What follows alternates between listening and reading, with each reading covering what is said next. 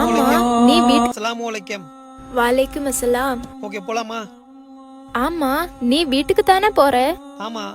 ஏன்? அப்புறம் ஏன் இங்க நமாஸ் பண்ற? வீட்டுக்கு போயே பண்ணிக்கலாமே. இதே கேள்விதான் எங்க அம்மா கிட்ட ஒரு நாள் நான் கேட்டேன். அதுக்கே எனக்கு இப்பதான் பதில் தெரிஞ்சிச்சு. உனக்கு சிம்பிளா சொல்ல போனா என்னோட சேலரி 1,00,000 ரூபா, எங்க மேனேஜரோட சேலரி 5,00,000 ரூபா, எங்க செக்யூரிட்டியோட சேலரி 20,000 ரூபா. எங்க 3 பேருக்குமே ஆபீஸ்ல வேற வேற மரியாதை, வேற வேற ரூமு, வேற வேற பொசிஷன்.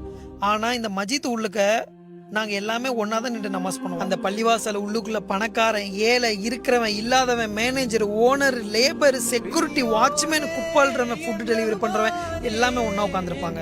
அல்லாஹ் அக்பர் அல்லாஹ் அக்பர்னு சொன்ன உடனேயே இவன் பெரியவன் இவன் சின்னவன் பார்க்காம எல்லாம் ஒரே வரிசையில ஒட்டி நின்று ஒரே வழிபாட வந்து கும்பிடுற ஒரே இடம் இந்த பள்ளிவாசல் மட்டும்தான்.